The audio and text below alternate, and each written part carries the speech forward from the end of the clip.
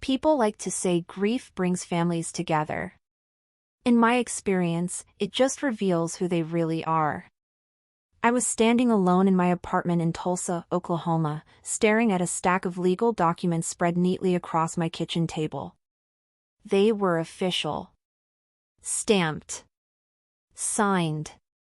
Final. My father's will. Every page said the same thing in different legal language: the house, the savings, the proceeds, everything belonged to me. $350,000. All mine. And that was exactly why my phone had been ringing nonstop for 3 weeks. "Why don't we just talk this out over dinner like reasonable adults?" my sister Gabriella said when I finally answered. Her voice was sweet. Too sweet. The kind of sweetness that always came right before something rotten. "I don't think there's anything to discuss," I replied calmly. Dad's will was clear. "Emily, please," she sighed softly. "Just one dinner. I want to apologize for how I've been acting. I've been pushy. Unreasonable. Let me make it up to you." The words sounded right. Almost sincere. But I had known Gabriella my entire life, 5 years longer than she'd known me. She didn't apologize. She maneuvered. She calculated. She won. Still, I was tired. Tired of the voicemails. Tired of relatives calling on her behalf. Tired of being painted as the greedy sister who stole an inheritance. So against every instinct screaming in my head, I agreed. "One dinner," I said. "Someplace public. Perfect. Rustic table downtown. Tomorrow at 7. She hung up before I could change my mind. I looked back at the documents and exhaled slowly. My father had been a complicated man. Distant, yes, but never cruel. He worked his entire life in manufacturing, managing operations at Stone Ridge Data until retirement. He saved carefully, lived modestly, and when his health declined, he needed someone. That someone was me. I moved back to Tulsa. I gave up my apartment in Denver. I left a better-paying job. I managed his medications, his doctor visits, his meals. I helped him bathe when he got too weak to stand on his own. Gabriella visited twice in 3 years. Once for Thanksgiving. Once for his birthday. Both visits lasted under 4 hours. When he died, 6 months ago, the lawyer explained everything plainly. Dad had been clear. He wanted me to have the estate because I had been there. Gabriella said nothing that day. 2 days later, the harassment started. The next evening, I arrived at Rustic Table 5 minutes early. Navy dress. No jewelry. Nothing flashy. I wasn't there to impress anyone. I spotted Gabriella immediately, perfect hair, practiced smile, sitting at a corner table like she belonged there. "Emily," she said brightly, standing to hug me. We ordered drinks. She chose wine. I chose water. 5 minutes into polite small talk, the door opened. And then everything changed. A man walked in, tall, broad-shouldered, leather jacket, eyes sharp and cold. He scanned the room, locked eyes with Gabriella, and walked straight toward our table. "Gabriella," he said. "Victor," she replied, just a flicker of tension breaking through her smile. "This is my sister, Emily." Victor didn't offer his hand. He didn't smile. He pulled out a chair and sat down. That's when I knew. This dinner had never been about apologies. And my sister had brought backup. Victor didn't say a word after sitting down. He just leaned back in his chair, arms crossed, eyes fixed on me like I was something he was trying to measure. Not curiosity. Not interest. Assessment. I didn't know we were expecting company, I said calmly. Gabriella laughed lightly, too quickly. Victor's just a friend. He's here to help us, talk things through. Talk through what? I asked, already knowing the answer. The house, she said. The money. There it was. I glanced at Victor again. Nothing about him said mediator. He looked like the kind of man people avoided eye contact with on the street. The kind who didn't need to raise his voice to make a point. I don't need help talking, I said. And there's nothing to discuss. Dad's will was clear.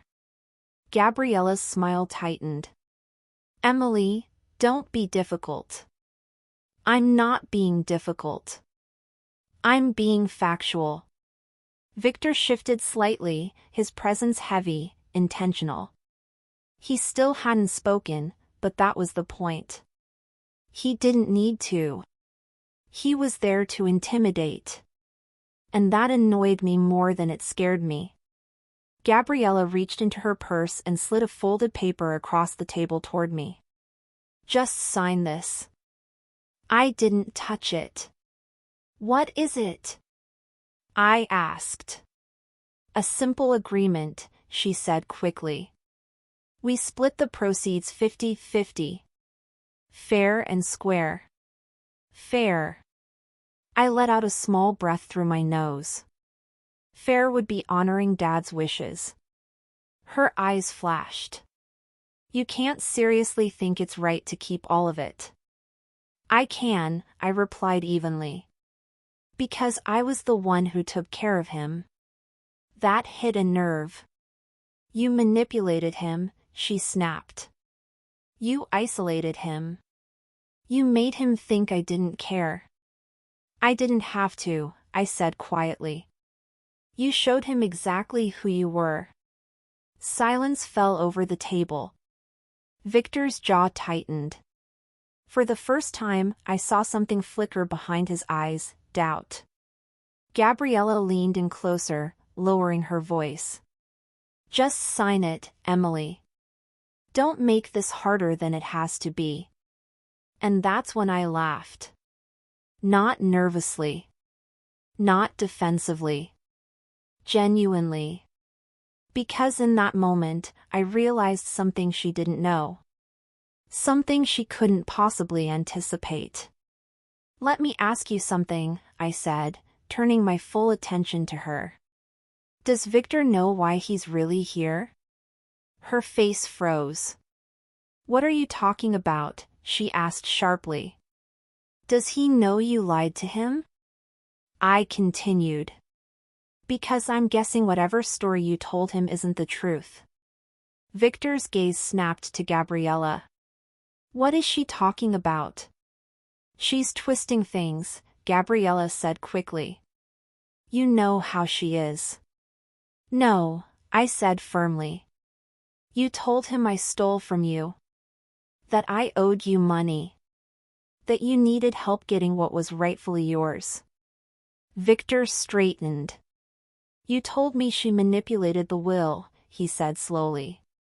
That she cut you out. That's because she did, Gabriella insisted, but her voice wavered. No, I said. She didn't.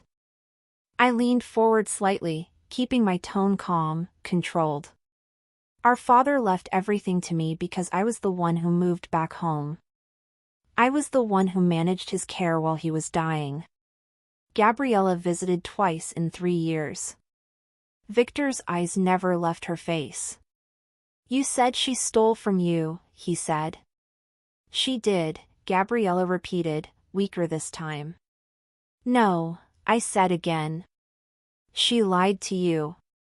The tension was thick now. Nearby diners were starting to glance over. The server hovered at a distance, unsure whether to intervene. Victor stood abruptly. I'm done, he said flatly. Gabriella grabbed his arm. Wait, please. We had a deal. A deal based on lies, he snapped, pulling away. You wasted my time. I'll pay you double, she blurted. I just need her to sign.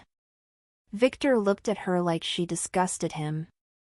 You don't have the money, he said. I checked. You're broke.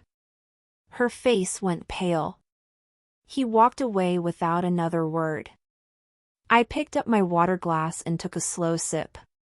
Well, I said calmly, that didn't go how you planned. Gabriella stared at me, her entire scheme collapsing in real time. And for the first time in my life, I knew. She had finally lost. Gabriella sat frozen after Victor walked out, staring at the empty space where he'd been like her safety net had just vanished. You ruined everything, she finally snapped, her voice sharp and shaky. I didn't ruin anything, I said calmly. You did that all on your own.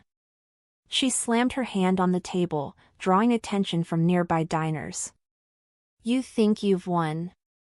I don't think anything, I replied. I know what's mine. Her hands trembled as she grabbed the folded paper and shoved it toward me again. Just read it. Please. This time, I did. I unfolded the paper slowly, scanning the sloppy legal language. It was exactly what I expected, vague wording, no notarization, no lawyer's signature. A desperate attempt to trick me into signing away half my inheritance. This wouldn't hold up in court, I said, folding it back up. You know that. She looked away. I just need the money, Emily. Need it for what? I asked. Her silence said everything. For your new car? I continued. Your designer bags? Your weekend trips to Dallas? That's not fair, she snapped. No, I said quietly. What's not fair is you showing up after 3 years of nothing and demanding half of what I earned by being there. Her eyes filled with tears, but I didn't move. I'd seen this act before. You think you're better than me, she said bitterly. You always have. I don't think I'm better, I replied. I think I showed up when it mattered. She leaned forward, her voice dropping. I'm in trouble. That caught my attention.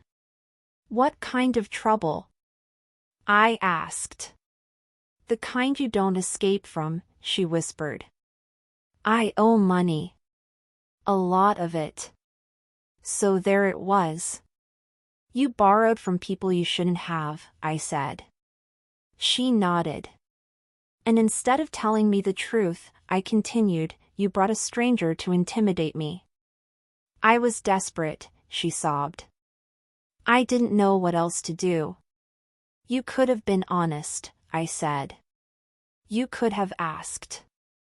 She looked up at me, eyes red and pleading. Would you have helped me? I thought about it. About the money I'd given her before. The loans she never repaid. The lies she called family. No, I said honestly. Not after everything. Her face hardened instantly. The tears vanished. Then you deserve what's coming, she hissed. I stood up, placing my napkin neatly on the table. This conversation is over. You're going to regret this, she said, grabbing her purse. You think this ends here? It already has, I replied. She stormed out of the restaurant, nearly knocking over a server. I stayed. I paid the bill. I folded the paper and slipped it into my purse. Evidence. As I stepped outside, the cool evening air hit my face. That's when I noticed Victor leaning against the brick wall, smoking. You handled that better than I expected, he said. I wasn't trying to impress you. He smirked. She lied to me. I don't like being lied to. Neither do I said. You know who I work for? He asked. I have a pretty good idea. He nodded slowly. Then you know this isn't how things are supposed to go. I figured. He flicked his cigarette away. She still owes me. Good luck collecting. He studied me for a moment. You're tougher than you look. I get that a lot. He walked away. I got into my car, my phone lighting up with a message I'd received earlier. Alexander, still on for drinks tonight? 8 p.m. at the bell tower. I smiled. Because Gabriella had no idea. The man she tried to use against me worked for the man I was about to meet. And tonight? Things were about to get very interesting. I didn't leave the restaurant right away. I watched Gabriella fall apart in real time, her confidence cracking, her hands shaking as she shoved the useless paper back into her purse. She didn't look at me when she stood up. She didn't say goodbye. She just walked out. For the first time since Dad died, I felt something loosen in my chest. Not relief. Not satisfaction. Closure. Outside, the air had turned cold. I wrapped my coat tighter and walked toward my car, replaying the dinner in my head. I had expected manipulation. Guilt. Maybe threats. What I hadn't expected was desperation. My phone rang as I pulled onto Riverside Drive. Unknown number. I almost ignored it. Almost. Hello? You handled yourself well tonight. Victor's voice. I kept my eyes on the road. If this is another attempt to scare me, you're late. He chuckled softly. No. I'm calling because Gabriella made a mistake. She makes a lot of those. She dragged you into something bigger than family drama, he said. And you deserve to know. I tightened my grip on the steering wheel. Know what? She's not just in debt, Victor continued. She's in default. I said nothing. She borrowed money through a private channel, he said. Not a bank. Not a credit card. People who expect repayment. And when they don't get it, they don't wait patiently. The silence stretched between us. She promised them your inheritance, Victor added. I felt my stomach drop. She can't promise what isn't hers. She did anyway, he said. And now they think you're the obstacle. I pulled into a gas station and parked, heart pounding. Why are you telling me this? Because she lied to me, he replied simply. And because I don't like collateral damage. So what happens now? I asked. That depends on you. I closed my eyes briefly. I'm listening. You protect yourself, he said. You document everything. You don't meet her alone. And you stop underestimating how far she's willing to go. And you? I asked. I'm out, he said. Officially. The line went dead. I sat there for a long moment, engine idling, letting reality settle in. Gabriella hadn't come to dinner to negotiate. She had come to buy time. That night, I barely slept. The next morning, I went straight to the attorney's office. I told him everything, the dinner, the paper, the intimidation, the call. He didn't look surprised. I was hoping it wouldn't come to this, he said, sliding a folder across his desk. But your father anticipated problems. Inside the folder were copies of emails. Texts. Voicemails. All from Gabriella. Unanswered. Unreturned. She contested the will once already, he said. Quietly. It didn't go anywhere.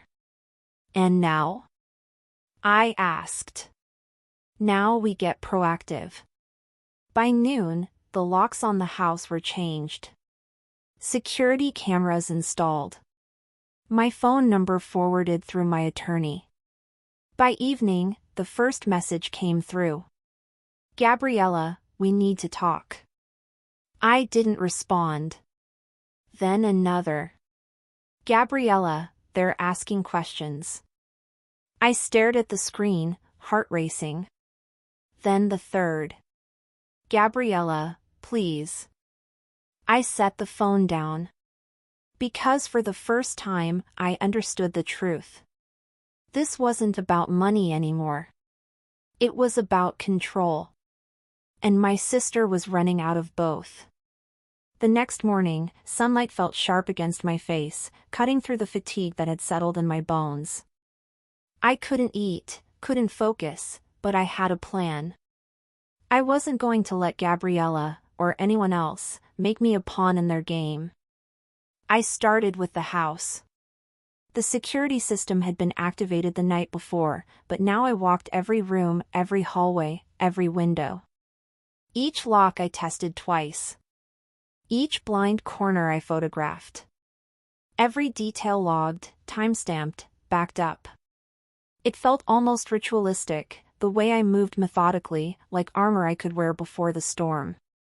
By mid-afternoon, I was at my attorney's office again.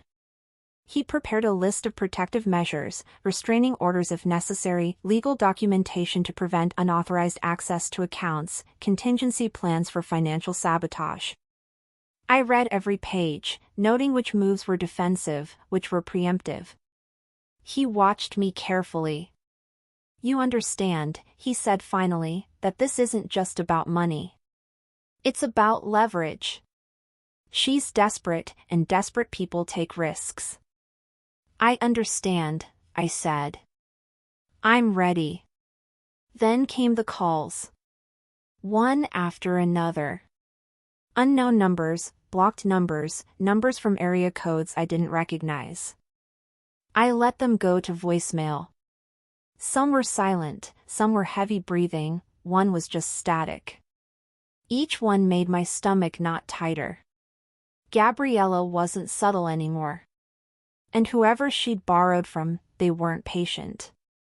By evening, I was drained, pacing the living room, listening to the hum of the security cameras. Then my phone buzzed again. Gabriella, you don't understand. It's bigger than me. I didn't respond. Minutes later, another. Gabriella, you could save us both. I sat down, trying to keep my pulse steady. There was a pattern here, a rhythm to her fear, her desperation. She wanted me to feel it. To respond. To bend. But I didn't. Not this time. Instead, I sent a single email to my attorney. Prepare for confrontation. Document everything. No direct contact. Then I shut the laptop. Sat back. Closed my eyes. Hours later, a knock at the door jolted me upright. My heart raced. I checked the security monitor. No one outside. I opened the door cautiously. An envelope had been slipped under it. Inside, a single sheet of paper, folded neatly. I tried to warn you. Now it's too late. No signature. No clue who had left it. Just the message. I didn't panic. I couldn't. But something deep in me acknowledged the truth. Gabriella had already pulled others into this. People who didn't care about family, about legality, or morality. People who only cared about results. That night, I didn't sleep. I sat in the dark, the envelope on the coffee table, the faint blue light from the security monitors casting shadows across the room. My mind kept replaying Victor's voice, "Stop underestimating how far she's willing to go." Tomorrow, I decided, I would confront the chaos. Not with anger, not with fear, but with preparation. I would draw the lines, mark the territory, and make it clear I was no longer a passive player. Because control wasn't something I could afford to give away, not now. Not ever. And somewhere in the darkness, I felt the first flicker of resolve ignite. I wasn't going to lose. The next morning, the air felt heavier than usual. I didn't know if it was the winter fog or the weight of what was coming, but every sound seemed magnified, the distant hum of traffic, the faint creak of the floorboards, even my own breathing. I had mapped out every step, every exit, every line of sight. The security cameras were double-checked, and I had notified my attorney that today might be the day things crossed a line. There was no turning back. Gabriella had left me no choice. I left the house under the pretense of errands, but my real destination was the abandoned warehouse on the outskirts of town, the place she had mentioned in one of her last messages. My gut twisted as I drove, a cold rhythm of adrenaline and fear. I knew she wouldn't come alone. The warehouse was silent when I arrived, the kind of silence that feels like a warning. Broken windows let in streaks of light that slashed across the dusty floor. I stepped carefully, each footfall measured. Shadows stretched long and menacing. And then I saw her. Gabriella, standing near the center, her eyes wide but calculating. She wasn't alone. Two others flanked her, their faces hidden in the dim light. One hand rested on her hip like she was ready for a performance, but I knew better. "Why are you doing this?" I demanded, my voice echoing. She smiled, slow, almost casual, but it didn't reach her eyes. "You don't get it," she said. "It's not about me anymore. It's about survival and power." I took a step forward. "This doesn't have to end like this. You can stop. We can figure it out." "Stop," she interrupted, laughter cutting like glass. "You think it's that easy?" The two figures behind her shifted. I noticed their stance, trained, ready. My heart pounded, but I forced myself to stay calm. Every step I had taken, every precaution, had led to this. "You made it personal," I said. "That was your first mistake." She tilted her head. "And you made it predictable." The tension was unbearable, thick enough to taste. Then, unexpectedly, one of them moved, a deliberate step toward me. I flinched, but before I could react, Gabriella raised a hand. "Wait." Her gaze locked on mine, and for a fraction of a second, I saw something almost human, hesitation, fear, regret. But it vanished as quickly as it appeared. "I warned you," she said softly, "but now, there's no turning back." The lights flickered. A distant clang echoed through the warehouse. I realized then that this wasn't just a standoff between us. Whatever she had unleashed, whatever people she had brought in, this was bigger, more dangerous, than I had imagined. But despite the fear, I felt a spark, resolve. I wasn't going to let this spiral out of control. Not here. Not now. I stepped forward, deliberately, keeping my hands visible but ready. "Then let's end it," I said. "No games. No tricks. Just the truth." Her eyes narrowed. For a moment, the room felt suspended in time. Then she nodded once, sharply, signaling the others. The confrontation had begun. And in that instant, I knew one thing with absolute clarity: the next few minutes would decide everything.